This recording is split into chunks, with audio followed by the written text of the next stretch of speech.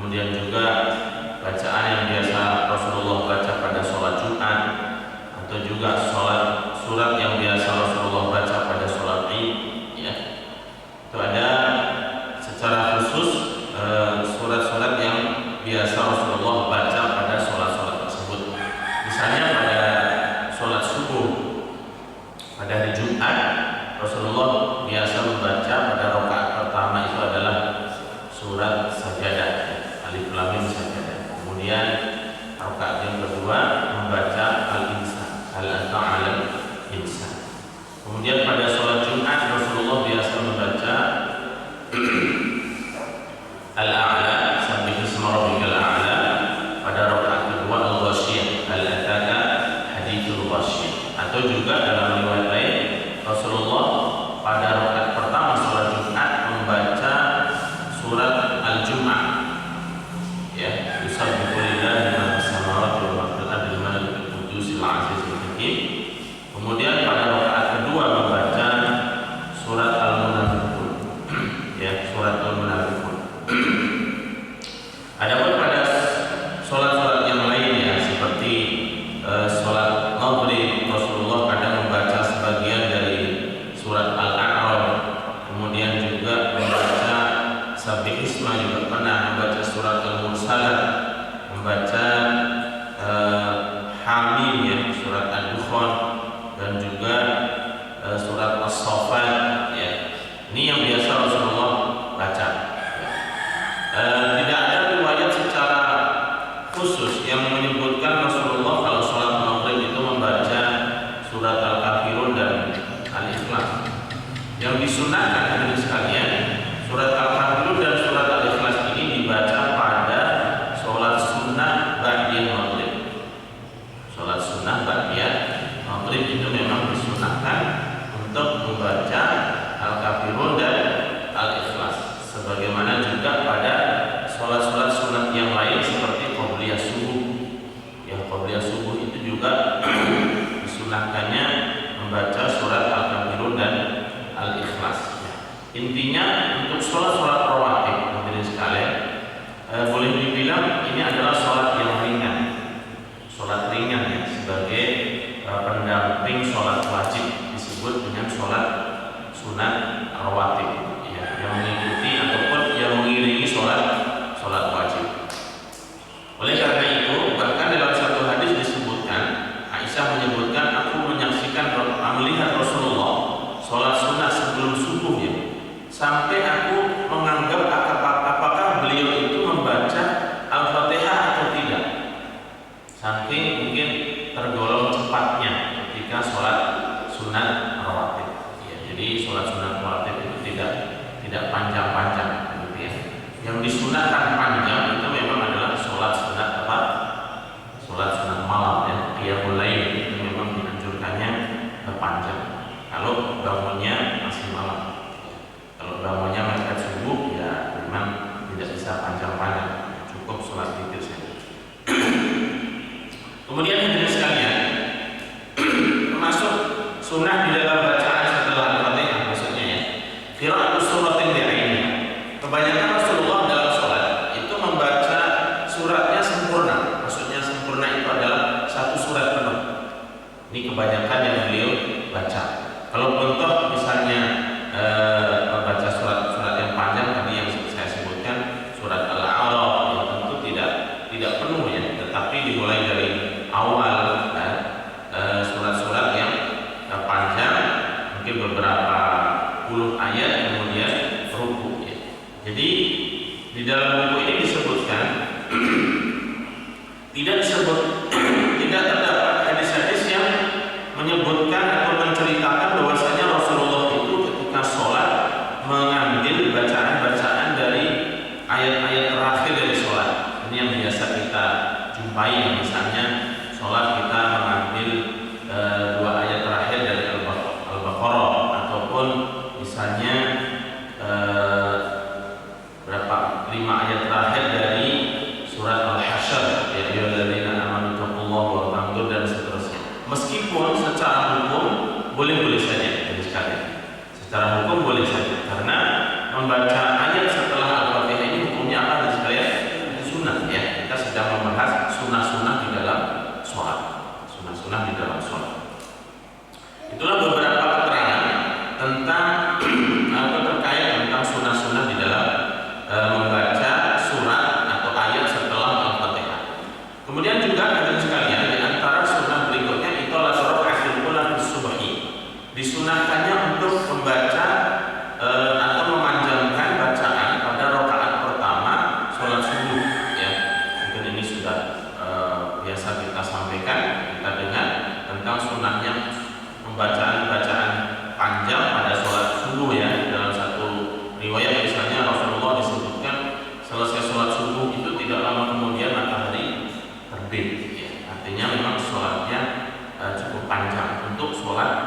subuh ya, untuk sholat subuh. Tapi ya disesuaikan saja, disesuaikan. Hanya saja memang sholat subuh ini baiknya tidak terlalu pendek suratnya ya. Ini di beberapa masjid atau banyak masjid ya, selalunya surat-surat pendek ya. Karena memang secara umum hadirin sekalian dalam sholat berjamaah itu dianjurkan untuk membaca surat-surat yang ringan, yang mudah dihafal bagi sang imam ya, bagi sang imam. Apalagi sholat-sholat yang dibaca secara jahriyah atau secara suara kencang, ini dibaca surat-surat yang dia hafal, yang dia mudah dan ringan ya. Supaya tidak memaksa dirinya membaca surat-surat yang susah ya. Apalagi yang belum hafal atau masih baru mulai menghafal, kemudian dipakai sholat ya. Kemudian bacaannya tidak lancar, membuat makmumnya gelisah ya kan? Jadinya membuat makmumnya itu banyak berzikir. Untungnya tidak disunahkan untuk membaca subhanallah ketika imam itu salah di dalam bacaan surat ya. Jadi yang disunahkan untuk mengingatkan dengan ucapan subhanallah bagi kaum laki-laki itu manakala sang imam salah di dalam gerakan sholat ya, dalam gerakan sholat dia salah, diingatkannya dengan subhanallah. Kalau salah dalam bacaan, maka mengingatkannya adalah dengan langsung dibacakan ya. Itu kalau di belakangnya hafal ya. Kalau tidak hafal ya sama-sama dia, sama-sama dia, dan ya mungkin tadi itu gelisah di dalam sholat. Oleh karena itu hendaknya ada sebagian ustaz yang menganjurkan supaya ketika membaca dalam sholat ini bacaannya yang dimengerti dan mungkin yang banyak dihafal oleh makmum yang ada di belakang. Oleh karena itu hadirin sekalian yang berada di belakang imam ini hendaknya punya hafalan yang cukup ya. Sebagaimana di masjid-masjid yang resmi ya, seperti Masjid Nabawi, Masjid Makkah ya, Masjidil Haram itu di belakang imam itu khusus ada dua orang yang tidak boleh ditempati oleh orang lain. Ya, ditempati oleh dua hafidhul Quran ya, penghafal Al-Quran. Nanti ketika sang imam itu ada bacaan yang salah, langsung diingatkan oleh orang yang ada di belakang ya. Jadi yang mengingatkan tidak berada di jauh belakang saf barisan yang kelima ataupun setelahnya, sehingga sampai membutuhkan suara kencang untuk teriak-teriak begitu ya. Baik, sifat qiraat Rasulullah sallallahu alaihi wasallam ini bentuk tata cara Rasulullah ketika membaca Al-Quran dalam sholat. Wa kana qiraatuhu maddan. Rasulullah itu ketika membaca ayatnya dengan dibaca mad panjang, tartil. Yaqifu 'inda kulli ayatin. Beliau membaca ayat ini per ayat berhenti waqaf. Ya, tidak dilanjutkan. Ya, termasuk membaca Al-Fatihah ini per ayat. Ya, misalnya Bismillahirrahmanirrahim. Alhamdulillahirabbil alamin. Jadi satu ayat dipenggal. Wa yaqudu biha sautahu. Dan beliau memanjangkan suaranya. Ya. Ini sebagian dijelaskan oleh Ibnu Qayyim terkait menjelaskan bagaimana Rasulullah SAW membaca ketika sholat. Ya. Ini ada sebagian masjid ya, saya pernah menjumpai wallahu a'lam apakah dia punya pemikiran tertentu dalam sholat itu tidak mau menggunakan mengarah suara ya. Sementara jamaahnya itu banyak sampai belakang jauh ya.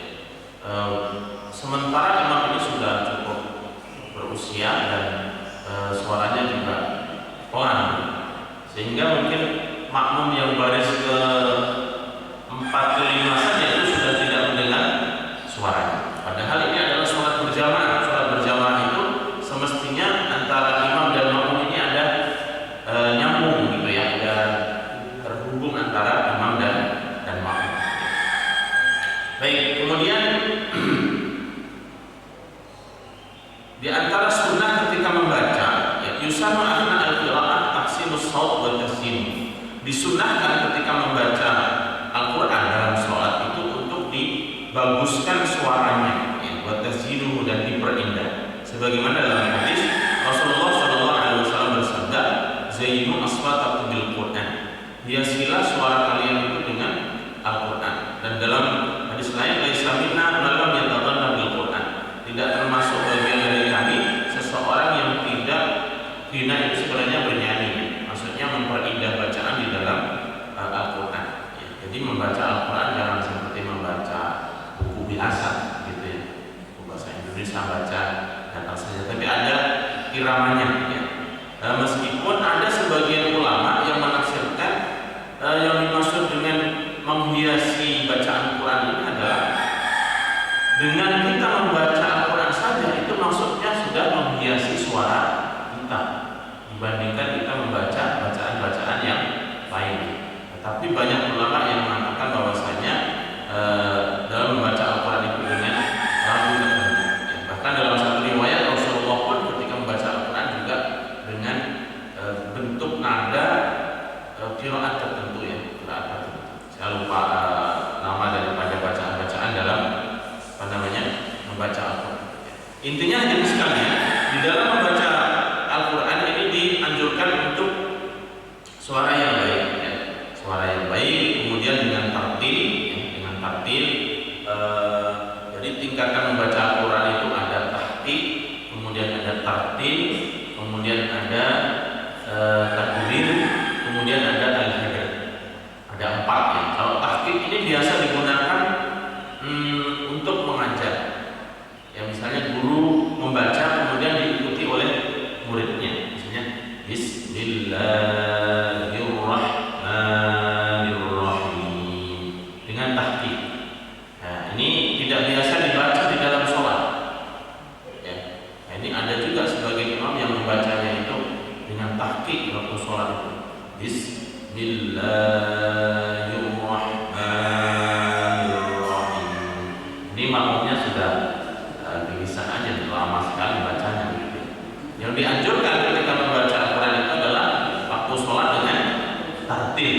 Warattilil Qur'ana tartila. Yang meskipun komentar Ali bin Abi Thalib, salah seorang sahabat Nabi, ketika ditanya tentang makna tartil itu adalah bacalah Al-Quran dengan hukum tajwidnya, dengan hukum tajwidnya. Jadi membaca Al-Quran dengan tajwid itu hukumnya wajib ain. Wajib ain itu setiap orang yang membaca Al-Quran wajib harus dengan kaidah tajwid. Tetapi belajar ilmu tajwid itu hukumnya fardu kifayah. Nah, ini memang agak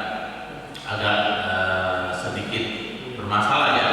Belajar tajwidnya fardu kifayah, tetapi mempraktikannya fardu ain. Maksudnya apa? Maksudnya begini sekali. Seseorang ketika membaca Al-Quran itu tidak diwajibkan untuk mengetahui hukum perbacaan. Misalnya nih, saya membaca surat Al-Kafirun, ya. Qul ya ayyuhal kafirun. Ya ayyuhal, ya dibaca panjang, ya. Kita tidak wajib mengetahui nama bacaan ini apa. Ya ayyuhal itu kan namanya mad apa? Jaiz munfasil.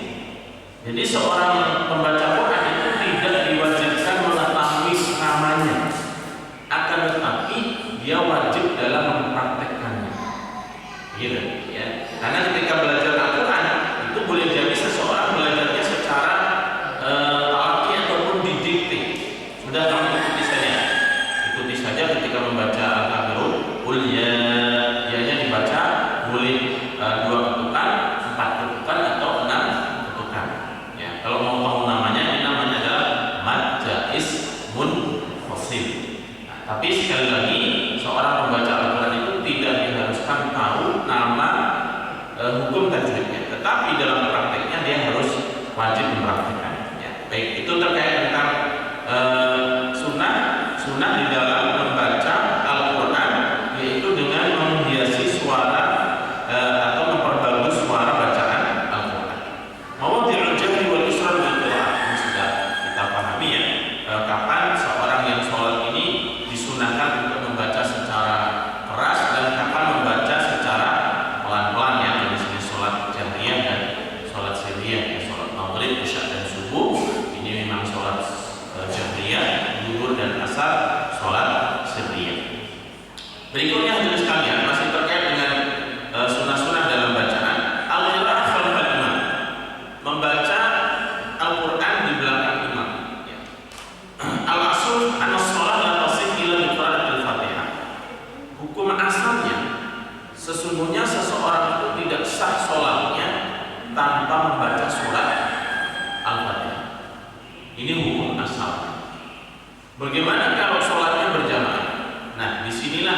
terjadinya perbedaan pandangan di kalangan ulama, karena ada beberapa hadis, di antaranya Rasulullah SAW bersabda, "Idza kabbara al-imam fakabbiru wa idza qara'a fa'ansitu." Jika imam itu bertakbir, maka segeralah ikut bertakbir. Ketika imam takbiratul ihram, kita segera mengikuti gerakan imam. Ketika imam ruku', kita segera ikut ruku'. Ketika sujud, segera ikut sujud. Ketika imam membaca, kata Rasulullah, fa'ansitu, maka dengarkanlah. Ya, ansitu itu diamlah dan dengarkan. Kemudian dalam ayat Al-Quran, wa idza quri'a al-Quran fa'ansitu lahu wastami'u lahu wa ansitu 'alaikum berham. Jika kalian dibacakan Al-Quran, maka diamlah dan dengarlah agar kalian mendapatkan rahmat. Dan juga dalam hadis lain, maka lahu imamun faqra'atul imam lahu qira'ah. Barang siapa yang sholat bersama imam, maka sesungguhnya bacaan imam itu berlaku bagi bacaan sang makmum. Ini hadis-hadis atau dalil-dalil yang menjadi landasan ataupun argumen hujjah yang diambil kesimpulan bahwasanya seorang makmum itu tidak wajib membaca Al-Fatihah di belakang imam. Ya. Namun hadirin sekalian, seperti yang tadi saya sampaikan, para ulama memang berbeda pandangan terkait dengan masalah membaca Al-Fatihah khususnya ini. Ini Al-Fatihah saja dulu, ya, membaca Al-Fatihah bagi sang makmum. Dalam mazhab Syafi'i itu tetap diwajibkan seorang makmum untuk membaca Al-Fatihah manakala dia berkesempatan. Maksudnya ada kesempatan waktu untuk membacanya. Ya. Oleh karena itu dianjurkan sang imam ini memberikan jeda waktu bagi sang makmum untuk kira-kira membaca Al-Fatihah dengan cepat, atau bahkan dalam keterangan yang lain disebutkan sang makmum ini membaca Al-Fatihah di sela-sela ketika imam selesai membaca per ayat. Ya, misalnya Bismillahirrahmanirrahim, kemudian sang makmum mengikuti. Tapi takutnya kalau di sela-sela bacaan Al-Fatihah ini baca imamnya tidak ada jeda per ayat. Ya, oleh karena itu membacanya adalah ketika setelah Al-Fatihah. Setelah Al-Fatihah. Di antara dasar beliau adalah dalil beliau, dalil dalam mazhab Syafi'i, hadis yang mengatakan la sholata liman lam yaqra bi Fatihatil kitab. Tidak sah sholat seseorang tanpa membaca Al-Fatihah. Ini berlaku bagi bagi sholat sendiri maupun berjamaah. Bagaimana dengan hadis-hadis tadi dan ayat Al-Quran yang memerintahkan supaya kita berdiam ketika sang imam membaca Al-Quran? Ini berlaku bacaan-bacaan selain yang bersifat rukun. Selain yang bersifat rukun. Yang rukun bacaan itu apa? Al-Fatihah. Sementara bacaan setelah Al-Fatihah itu hukumnya sunnah, ya kan? Membaca ayat ataupun Al-Quran setelah selesai membaca Al-Fatihah hukumnya adalah sunnah. Oleh karena itu, ketika sang imam sang makmum juga punya kewajiban untuk membaca Al-Fatihah, maka dilakukanlah setelah sang imam itu selesai membaca Al-Fatihah. Karena saat itu imam sedang melakukan sesuatu yang sunnah, yaitu membaca ayat setelah Al-Fatihah. Sementara makmum masih punya kewajiban untuk membaca Al-Fatihah. Manakala dalam satu waktu ada benturan pekerjaan antara yang wajib dengan yang sunnah, maka didahulukan yang wajib daripada yang sunnah. Mendengarkan bacaan imam sementara imam melakukan perbuatan yang sunnah, dan di saat yang sama sang makmum punya keharusan untuk membaca Al-Fatihah, maka didahulukan membaca Al-Fatihah. Ini salah satu alasan dalam mazhab Syafi'i kenapa Al-Fatihah itu tetap dibaca bagi sang makmum jika ada kesempatan. Maksudnya kalau tidak ada kesempatan seperti apa? Contohnya begini sekali. Ketika kita masuk sholat berjamaah, tiba-tiba jamaah ataupun kita menjumpai jamaah itu sudah dalam keadaan ruku.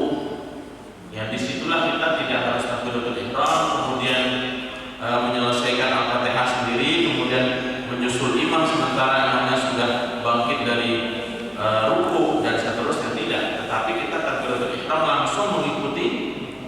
imam dalam posisi rukuk sehingga kita mendapatkan satu rakaat. Ya, dan disinilah kondisi darurat yang seorang makmum itu tidak punya kesempatan untuk membaca Al-Fatihah, sehingga sholatnya tetap sah meskipun dia tidak membaca Al-Fatihah. Baik, itu terkait membaca bacaan di belakang imam ya, khususnya Al-Fatihah. Kalau bacaan selain Al-Fatihah bagi sang makmum maka mendengarkan bacaan imam saja. Ya, dia cukup membaca Al-Fatihah. Bagi yang mengikuti pendapat para ulama yang menyebutkan Al-Fatihah itu tetap wajib dibaca oleh sang makmum. Setelah selesai membaca Al-Fatihah, masa kemudian imam masih membaca surat yang lain, maka dia cukup mendengarkan bacaan imam. Ya, mendengarkan bacaan. Baik, kemudian sunnah yang berikutnya dari sekalian, ini sunnah yang ketujuh ya. Takbiratul intiqal, yaitu disunahkannya untuk bertakbir dalam setiap pergantian gerakan sholat, kecuali dari sujud ke dari rukuk ke i'tidal, maka sunnahnya adalah sami Allahu liman hamidah. Ya, sami Allahu liman hamidah. Ini yang berbeda. Selebihnya itu adalah bertakbir Allahu akbar. Ya, ini di beberapa tempat saya suka menjumpai ucapan atau kalimat bacaan Allahu akbar ini banyak yang tidak salah tapi kurang tepat disebabkan karena pengaruh kebiasaan mungkin ataupun lahjah itu dialek yang dia punya. Ya, misalnya ada saya menjumpai itu kalau orang membaca Allahu akbar dengan bacaan Allahu akbar, ya, akbar. Ini sebenarnya Allahu akbar, ya, jadi bukan Allahu akbar. Ya, ada juga yang Allahu akbar, baik pula ya. Jadi ada yang karena ini pengaruh dialek ya, bahasa yang biasa dia gunakan. Nah, ini yang hal yang harus diperhatikan ya teman sekalian. Jadi intinya teman sekalian, ini adalah sunnah membaca takbir dalam setiap pergantian gerakan sholat, kecuali takbiratul ihram. Ini hukumnya wajib rukun. Ya, rukun dalam takbiratul ihram atau takbir pertama kali ketika sholat itu Allahu akbar, hukumnya adalah wajib. Kemudian yang sunnah berikutnya dari sekalian, hayatul ruku. Sunnah-sunnah di dalam ruku. Al-wajib di ruku mujarradul inhina. Sesungguhnya ruku itu sudah dianggap sah dengan seseorang hanya sekedar membungkukkan punggungnya dan tangannya itu sampai ke lutut, itu sudah sah rukunya. Akan tetapi sunnah-sunnahnya yang sempurna adalah ketika ruku itu posisi punggungnya hendaklah rata, ya, hendaklah rata. Dalam satu hadis disebutkan Rasulullah itu kalau ruku digambarkan seandainya diletakkan air di atas punggungnya.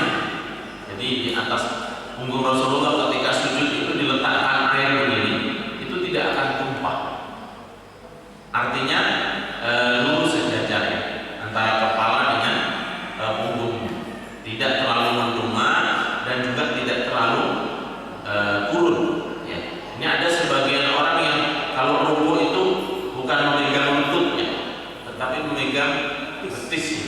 Ya.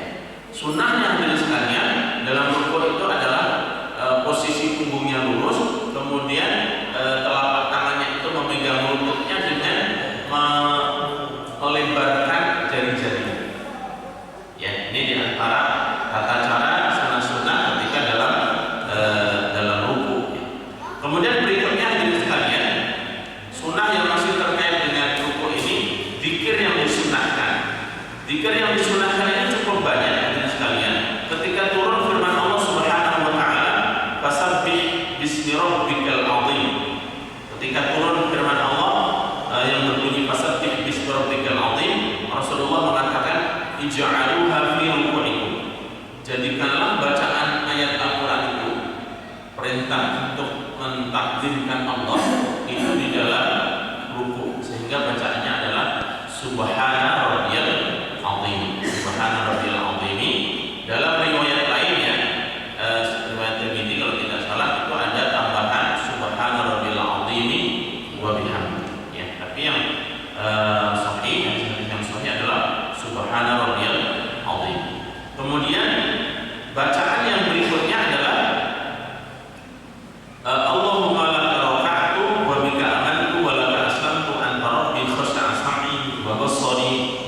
jismi wa 'azami wa 'asabi wa mastaqallat bihi qadami lillahi rabbil alamin. Hadis ini diriwayatkan oleh Ahmad dan Muslim. Ini mungkin jarang kita baca ya. Dan juga dalam buku itu ada disunahkan untuk membaca subuhun qudusun rabbul malaikati waruh. Dan juga ada subhanaka Allahumma wa bihamdika Allahumma firli. Ada beberapa bacaan di dalam rukuk dan sujud. Ini hampir sama, hanya bedanya tadi kalau dalam rukuk itu subhana rabbiyal azim, kalau di dalam sujud ini ketika turun firman Allah Subhanahu wa taala, sabbih isma rabbikal a'la ij'aluha fi sujudikum. Jadikanlah dia di dalam sujud kalian, subhana rabbiyal a'la wa bihamdi atau subhana rabbiyal a'la. Ini zikir di dalam sunah-sunah yang terkait dengan rukuk ya. Kemudian sunnah berikutnya adalah ketika i'tidal. Zikir-zikir yang disunahkan ketika bangkit dari rukuk ya, atau yang disebut dengan i'tidal. Ini bacaan yang paling minimal. Bacaan yang paling minimal adalah Rabbana walakal hamd. Paling minimal Rabbana walakal hamd. Setelah mengucapkan sami Allahu liman hamidah, maka artinya adalah Allah mendengar orang-orang yang memujinya. Maka makmum yang mendengarkan ini sepatutnya menjawab ucapan sami Allahu liman hamidah itu, yaitu Rabbana walakal hamd. Namun sekali lagi dalam mazhab Syafi'i itu juga dianjurkan makmum mengucapkan sami Allahu liman hamidah Rabbana walakal hamd ya. Kemudian juga di antara bentuk zikir yang lain adalah Rabbana walakal hamdu hamdan katsiran thayyiban mubarakan fi. Rabbana lakal hamdu hamdan katsiran thayyiban mubarakan fi. Hadis ini hadirin sekalian terjadi pada waktu sholat ya. Rasulullah SAW ketika mengucapkan sami Allahu liman hamidah, tiba-tiba mendengarkan seorang yang di belakangnya itu mengatakan Allahumma rabbana walakal hamdu hamdan katsiran thayyiban mubarakan fi.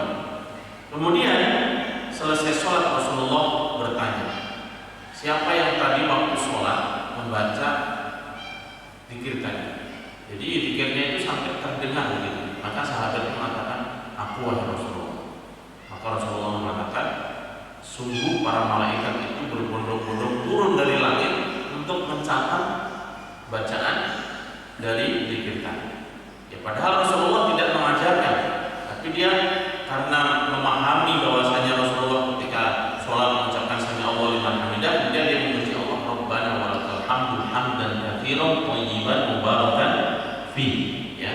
Dari sinilah kemudian Imam Ibnu Hajar Al-Asqalani itu berpandangan seseorang boleh untuk membuat zikir tertentu selama tidak bertentangan dengan syariat. Seseorang boleh untuk membuat zikir tertentu selama tidak bertentangan dengan syariat ya. Contohnya di antaranya adalah hadis ini. Mungkin hadirin sekalian ya, kalau kita jumpai dalam banyak masjid ya, zikir-zikir yang barangkali kalau kita membaca hadis-hadisnya itu tidak seperti yang ada di dalam hadis. Misalnya zikir setelah sholat, nanti sebenarnya ada contoh satu saja ya, istighfar. Istighfar setelah sholat itu adalah astagfirullah saja. Ya, kalau kita membaca hadisnya Rasulullah itu ketika selesai sholat maka membaca istighfar 3 kali. Astagfirullah, astagfirullah, astagfirullah. Ya. Namun hadirin sekalian, dalam hadis lain ada riwayat Tirmidzi, hadis ini hasan. Dia mengatakan Rasulullah bersabda, barang siapa yang membaca istighfar, barang siapa yang mengucapkan astagfirullahal azim alladzi la ilaha illa huwal hayyul qayyum wa atubu ilaih. Dalam riwayat lain astagfirullah alladzi, tidak al-azim, tapi astagfirullah alladzi la ilaha illa huwal hayyul qayyum wa atubu ilaih, ghufir lahu min dhanbi wa in kana farran min az-zahmi. Atau kama kalau Rasulullah, barang siapa yang membaca istighfar seperti tadi, maka akan diampuni dosanya sekalipun dia lari dari medan perang. Jadi sekalian di antara dosa besar yang dilakukan oleh umat Islam itu adalah lari dari medan perang. Ada 7 dosa besar, salah satunya adalah itu. Nah, dalam hadis ini Rasulullah mengatakan demikian, seseorang akan diampuni dosanya manakala membaca istighfar yang seperti tadi saya sebutkan, Astagfirullahaladzim alladzi la ilaha illa huwal hayyul. Kapan istighfar ini diucapkan? Kapan lafaz istighfar ini dibaca? Tidak ada batasannya. Tidak ada batasan waktu tertentu. Oleh karena itu, sebagian ulama mengatakan jika istighfar ini dibaca setelah sholat pun maka tidak mengapa, karena tidak ada batasan waktu. Hanya saja sebagian ulama itu mengatakan bahwasanya hanya saja istighfar yang biasa dilakukan Rasulullah selesai sholat itu adalah dengan mengucapkan astagfirullah, astagfirullah, astagfirullah. Wallahu a'lam dengan sekalian, mungkin Rasulullah itu dalam mengajarkan dan seterusnya itu lebih memudahkan, ya, tidak membuat orang sulit, ya, tidak membuat orang sulit dan mudah. Dan ini orang-orang yang awam yang mungkin baru belajar sholat, ya, kemudian mengikuti bacaan sholat dan mengikuti bacaan zikir, yaitu ketika mendengarkan, ketika imam membaca astagfirullah, astagfirullah, astagfirullah atau astagfirullahaladzim, itu mungkin akan sangat mudah dihafal, gitu ya. Intinya hadirin sekalian, zikir-zikir itu sebenarnya seseorang boleh untuk berzikir, ya, mengingat Allah Subhanahu wa taala dengan zikir-zikir yang dia lakukan, apapun saja bentuknya, selama tidak bertentangan dengan syariat, ya. Tidak bertentangan dengan syariat, artinya dengan bertentangan dengan apa yang diperintahkan oleh Rasulullah Shallallahu Alaihi Wasallam. Baik, kemudian berikutnya hadirin sekalian, di antara zikir yang dibaca setelah waktu i'tidal, ya, waktu i'tidal ini diantaranya adalah Sami Allahu liman hamidah, Rabbana lakal hamdu mil'us samawati wa mil'ul ardi wa mil'u ma bainahuma wa mil'u ma syi'ta min syai'in ba'd. Hadis ini diriwayatkan oleh Ahmad dan Muslim. Mungkin sering kita mendengarkan apakah mil'u ataupun mil'a. Dalam bahasa Arab itu boleh dua-duanya. Ya, nanti kalau kita belajar bahasa Arab sebenarnya boleh mendudukan kalimat itu sebagai apa, ya. Sami Allah liman hamidah, Rabbana wa lakal hamdu, Rabbana lakal hamdu mil'us samawati atau mil'as samawati wa mil'al ardi wa ma bainahuma wa mil'a ma syi'ta min syai'in ba'd. Dan juga dalam hadis lain Rasulullah idza rafa'a ra'sahu min ar-ruku', jika seseorang bangkit dari rukuknya, Allahumma lakal hamdu mil'as samawati wa mil'al ardi wa mil'a ma syi'ta min syai'in ba'd. Allahumma tahhirni bil thalji wal bardi wal ma'il barid. Allahumma tahhirni min ad-dunub wa naqqihi minha kama yunqqa thawbul abyad min al-wasl. Ini seperti campuran doa di dalam doa iftitah, ya. Dan bahkan ada doa yang cukup panjang, ya, hadirin sekalian. Sami Allahu liman hamidah, Allahumma rabbana lakal hamdu mil'as samawati wa mil'al ardi wa mil'a ma syi'ta min syai'in ba'du. Ahlus tsana'i wal majdi ahaqqu ma qala al-'abdu wa kulluna laka 'abdun la mani'a lima a'tait wa la mu'tiya lima mana'ta wa la yanfa'u dzal jaddi minkal jadd. Hadis ini diriwayatkan oleh Muslim dan Ahmad dan Abu Dawud. Semua zikir-zikir ini ada, ya. Zikir ini banyak, cuman mungkin yang familiar, ya, yang familiar bagi umumnya umat Islam yang tadi minimal Rabbana walakal, ya. Karena apa, hadirin sekalian? Karena di antara inti dari sholat itu adalah berdoa, ya, berdoa. Rasulullah mengatakan doa mukhul ibadah. Doa itu merupakan inti dari otaknya dari ibadah. Ya, oleh karena itu penting doa-doa ini untuk kita hafal, ya, untuk kita hafal, dan lebih lagi kita pahami maknanya, ya. Jangan sampai kita berdoa tapi nggak tahu apa yang kita mohonkan. Nah, ini agak aneh, ya. Orang memohon tapi tidak tahu apa yang dia minta, hanya hafal bacaan tapi tidak tahu artinya. Oleh karena itu berusahalah untuk meningkatkan kualitas kualitas sholat kita, ya.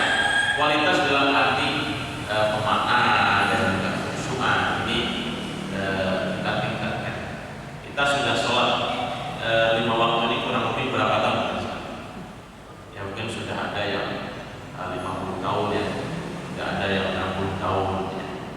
Tapi kata sebagian ustadznya, ya sholatnya jangan begitu saja, harus ada peningkatan ya dari sisi kualitasnya, kemudian bacaannya. Ya. Dari dulu bacaannya kuliah sama kuliah, nah, seterusnya meskipun tidak mengapa ya, tidak mengapa, tetapi hendaknya ya ada peningkatan. Baik, kemudian berikutnya sekalian, kaitannya berhari ila sujud wa raf'il minhu. Sunah-sunah terkait ketika seseorang berangkat ke sujud. Ini yang mungkin sering terjadi, bukan perdebatan sih. Banyak praktek di kalangan kaum muslimin. Ya. Di sini saya bacakan hadirin sekalian ya. Dhahabal jumhur ila istihbabi wad'i rukbatain qabla al-yadayn. Mayoritas ulama itu sunnahnya di dalam sujudnya, ketika sujud itu adalah mendahulukan kedua lutut sebelum kedua tangan. Ini mayoritas ulama. Dari 4 mazhab, yang mazhab Hanafi, Maliki, Syafi'i dan Hambali, itu sunnahnya dalam sujud adalah mendahulukan turunnya itu bagian lutut sebelum tangan. Ya. Sebagaimana diriwayatkan oleh Ibnu Munzir dari Umar Nahdi wa Muslim Ibnu Yasar wa Sufyan al-Thawri wa Ahmad wa Ishaq wa Ashab Ra'i qala wa bihi taqul intaha. Jadi ini banyak ya dianggap oleh mayoritas ulama. Wa qala Ibnu Qayyim ini dari muridnya Ibnu Taimiyah, dan termasuk pengikut mazhab Hambali. Karena Rasulullah SAW yadha'u rukbatayhi qabla yadayhi, adalah Rasulullah SAW ketika sujud itu mendahulukan kedua lututnya sebelum kedua tangannya. Thumma yadayhi ba'dahu, baru kemudian diikuti kedua telapak tangannya. Thumma jabhatahu, kemudian baru apa ini namanya? Jidatnya. Ya, thumma anfahu, kemudian hidungnya. Wa hadha as-sahih alladhi rawahu Syarih bin Asim ibn Qulayb an Abi. Inilah hadis yang sahih yang diriwayatkan oleh Syarih bin Asim bin Qulayb. Ya. Meskipun hadis sekalian memang ada hadis yang, dan ini banyak yang diikuti oleh, di sini disebutkan ahlul hadis. Ya, ahlul hadis yang menyatakan, yang berpandangan lebih mendahulukan bahwasanya mereka ketika sujud itu mendahulukan tangan sebelum lutut, ya sebelum lutut. Tapi sekali lagi mayoritas ulama bahwasanya dari hadis-hadis yang ada, mereka lebih berpandangan atau cenderung pada mendahulukan lutut sebelum tangan. Akan tetapi hadirin sekalian, sebagai catatan, karena fisik orang itu kan beragam, fisik orang itu bermacam-macam. Untuk menahan tubuh dan mendahulukan lutut itu kadang berat. Ya, apalagi yang mungkin postur tubuhnya berat, ya gede ya, kemudian ataupun mungkin lututnya itu sudah mengalami apa? Kalau pengorosan itu ya sudah agak gemeter lah begitu ya. Ketika turun untuk sujud itu sudah, maka boleh misalnya ya. Ini kita sedang berbicara sunnah-sunnah di dalam sholat yang sekalian. Semoga tidak menjadi konflik di dalam berjamaah ya, tidak menjadi konflik di dalam berukhuwah. Hanya hal-hal seperti ini kemudian saling mengklaim ini kita yang paling lebih sesuai dengan sunnah, yang lainnya tidak. Ya. Tapi sebagai ilmu demikian ini sekalian ya. Mayoritas ulama itu mereka berpandangan sunnahnya adalah mendahulukan lutut sebelum tangan. Sebagian ulama di sini disebutkan adalah ulama hadis yang lebih mengedepankan mendahulukan tangan sebelum lutut. Dalam beberapa hadis lain itu Rasulullah menyebutkan, janganlah ketika kalian sholat itu menyerupai unta ketika sujud. Nah, ini ada 2 hadis yang benar-benar bertentangan. Maksudnya benar-benar secara redaksi itu bertolak belakang. Yang satu hadis bunyinya mendahulukan tangan sebelum lutut, yang satu hadis mendahulukan lutut sebelum tangan. Kalau hadirin sekalian, nanti silakan lihat di YouTube ya, tentang tata cara unta duduk ya, yang supaya tidak pengen seperti unta. Memang unta itu kalau ketika berangkat ke mau duduk ya, itu yang turun itu adalah bagian depan.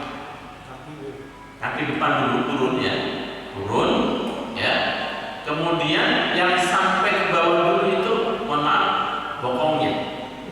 Meskipun bagian depan itu turun ya, gitu, maka bagian belakangnya itu sampai ke tanah duluan.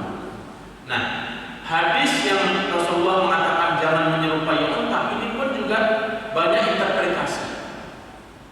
Sebagian ulama memahami supaya tidak menyerupai unta dalam hal tadi mendahulukan dan mengakhirkan tangan ataupun lutut. Dalam penafsiran yang lain bukan itu yang dimaksud. Yang dimaksud adalah jangan seperti unta dalam duduk itu duduknya langsung diplok begitu. Ya, kita ketahui hadirin sekalian, pada masa Rasulullah masjid itu tidak seperti ini, keramik seperti ini, tetapi apa? Tanah. Sehingga unta itu kalau duduknya kencang teguk begitu, itu akan menyemburkan debu dan seterusnya. Ada sebagian ulama yang menafsirkan makna hadis ini supaya tidak menyerupai unta itu dalam hal duduknya itu tidak langsung diprok begitu ya. Apa diprok itu bahasa Indonesianya? Ya mungkin yang di awal. Ya nanti tanya Pak Imam. Nggak tahu nama diprok ya. Intinya ini hadis sekalian. Ada memang dua pandangan terkait ketika sujud itu mendahulukan lutut dulu atau tangan dulu. Kalau mayoritas ulama itu adalah disunahkannya mendahulukan lutut sebelum tangan. Sebagian ulama yang lain adalah mendahulukan tangan sebelum lutut. Namun kalau ada kondisi-kondisi tertentu itu boleh saja, ya, boleh saja.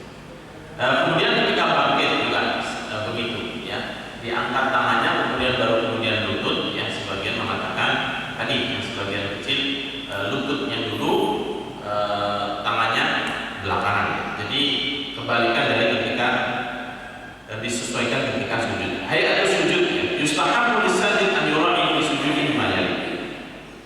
Di antara sunah-sunah, ini sunah-sunah dalam sujud adalah seseorang itu hidungnya juga ikut ditempelkan. Yang memang sebagian ulama bahwasanya sujud itu cukup dengan menempelkan jidat saja. Tapi sunnah kesempurnaannya itu hidungnya ikut nempel, ya, ikut nempel. Ini sunnahnya, gitu. Kemudian yang kedua, wad'ul kaffaini halfal udhunaini atau halfal mankibaini. Meletakkan tangan itu sejajar dengan telinga atau sejajar dengan bau yang pundak. Seperti halnya ketika kita takbir. Takbir itu ada sejajar dengan telinga, sejajar dengan pundak. Begitulah ketika posisi sujud, ya. Dan di antara sunnah juga ada sekalian, hendaknya posisi lambung ini jauh dari paha, ya. Agak jauh dari paha, ya, tidak tidak seperti orang malas ketika sholat itu, ya. Jadi dijauhkan. Dan tangannya ini juga Rasulullah mengangkatnya, tidak begini. Ini Rasulullah melarang seseorang sholat seperti duduknya seekor anjing, ya, dengan meletakkan lengannya ini seperti ini. Hendaknya diangkat. Maka Rasulullah itu disebutkan kalau beliau sholat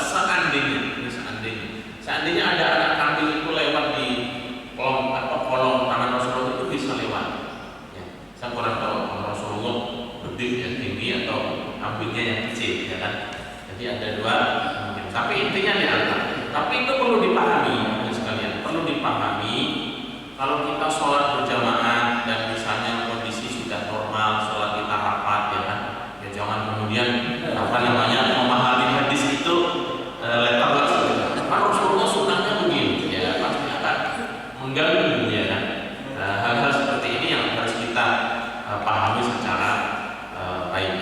Kemudian sunnah yang berikutnya adalah sunnah asabi'ahu madmumatan, dan disunahkannya posisi tangan itu merapat, ya, tidak begini. Ya ketika sujud itu sunnahnya adalah kemudian an yastaqbil atraf asabi'ahu qiblah, dan menghadap ke kiblat, ya. Kemudian kadar seseorang rukuk dan sujud ini mungkin pernah saya sampaikan. Seseorang dianggap rukuk dan sujudnya itu tumakninah adalah minimal membaca satu kali bacaan dalam yang disunahkan dalam rukuk dan sujud. Misalnya subhana rabbiyal azim atau subhana rabbiyal a'la. Maka seseorang dianggap tumakninah manakala ketika dia rukuk dan sudah posisi rukuknya itu sudah tenang.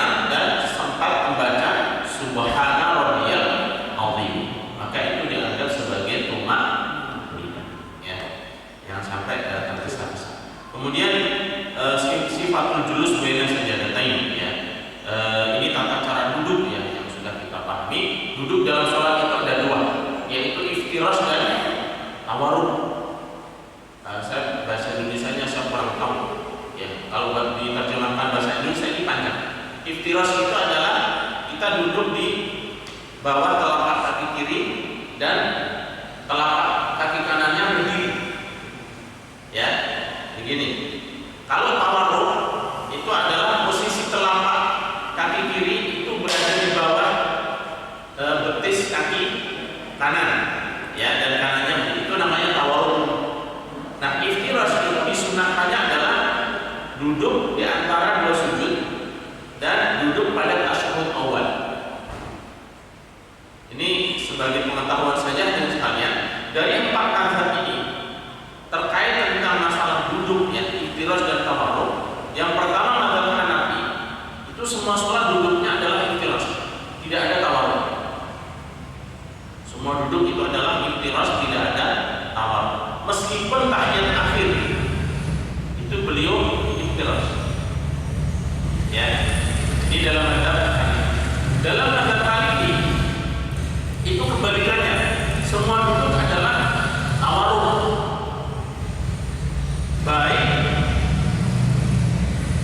Baik tasyahud awal maupun tasyahud akhir itu duduknya tawarruk, ya, kecuali tadi duduk di antara dua sujud, ya, dua sujud. Ini kebalikan dari mazhab Hanafiyah. Kemudian dalam mazhab Syafi'i semua duduk itu adalah iftirash kecuali tasyahud akhir yang tawarruk. Begitu juga dalam mazhab Hambali yang disunahkan untuk tawarruk itu adalah tasyahud akhir saja. Nah, nanti pertanyaannya hadirin sekalian, bagaimana sholat yang hanya 2 rakaat, yang hanya ada 1 tasyahud? Apakah duduknya itu iftiras ataupun tawarruk? Ya, hadirin sekalian yang dirahmati Allah Subhanahu wa taala, dalam mazhab Syafi'i dan Hambali ini ada perbedaan. Kalau Hanafi dan Maliki sudah selesai, karena tadi beliau berpandangan kalau Hanafi itu semuanya iftiras, ya, kalau Maliki semuanya tawarruk. Nah, ini yang berbeda adalah antara mazhab Hambali dan Syafi'i. Mazhab Syafi'i dalam hadis terkait tata cara duduk dalam tasawuf ini, hadisnya cukup panjang. Penggalan dari hadis itu, karena Nabi Shallallahu Alaihi Wasallam idza jalasa alladhi fihi salam tawarraka. Rasulullah ketika duduk dalam tasyahud atau ketika duduk yang di situ ada salamnya. Ketika beliau duduk sholat yang di situ ada salamnya, maka beliau duduk dengan secara tawarruk. Nah, karena hadis ini sebenarnya cukup panjang, ya, penggalannya bukan hanya itu saja, tapi di antara intinya adalah itu, ya. Maka Imam Syafi'i setiap duduk yang setelahnya ada salam, maka semuanya bukan harus, maksudnya disunahkan dalam keadaan tawarruk. Tawarruk itu yang tadi duduk tahiyat akhir, yang kaki kiri masuk, telapak kaki kiri masuk di bawah betis kaki kanan, ya. Nah, ini pandangan Imam Syafi'i. Adapun dalam mazhab Hambali, sholat yang 2 rakaat, ya, yang hanya 2 rakaat, maka dia duduknya adalah iftirash. Bagaimana dengan hadis tadi? Dengan hadis tadi yang bunyinya bahwasanya Rasulullah itu ketika sujud, ketika duduk yang di dalamnya ada salam, beliau duduk secara tawarruk. Ini adalah sholat yang 4 rakaat. Sekali lagi hadirin sekalian, inilah interpretasi. Jadi jangan kemudian ketika kita mengambil salah satu pendapat kemudian mengklaim inilah yang paling sunnah. Karena bedakan antara teks hadis dengan interpretasi, dengan penafsiran hadis. Ini kan penafsirannya, penjelasan para ulama bagaimana mereka berupaya untuk menjelaskan makna dari hadis ini. Sehingga sesuatu yang biasa terjadi perbedaan di dalam memahami